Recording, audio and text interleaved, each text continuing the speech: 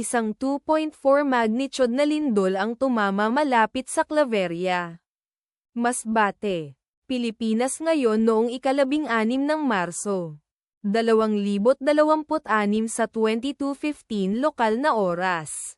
O noong ika-16 ng Marso, 2026 sa 13:55 Coordinated Universal Time.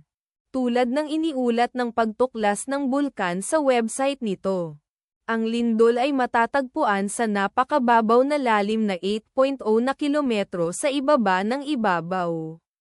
Sa mga coordinate na latitude 12.87 at longitude 123.24.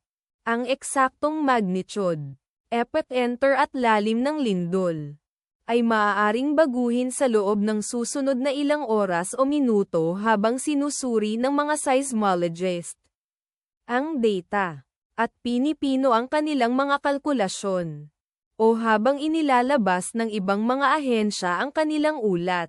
Kabilang sa mga bayan o lungsod na malapit sa sentro ng lindol ang Pio Duran, Albay, na matatagpuan 28 kilometers, o humigit kumulang 17.3 milya mula sa sentro ng lindol.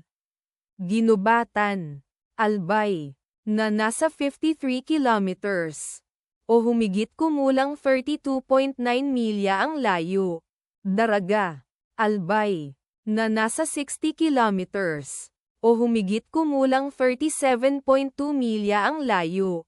Ang inirerekomendang pagkilos ay maging mapagbantay para sa mga posibleng aftershocks na maaaring mangyari. Ang taya ng panahon para sa lugar na malapit sa epicenter ngayong araw ay inaasahang magiging bahagyang maulap sa buong araw na may pag-ulan sa hapon.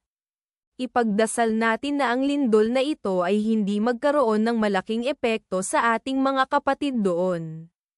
At wala ng lindol. Amen.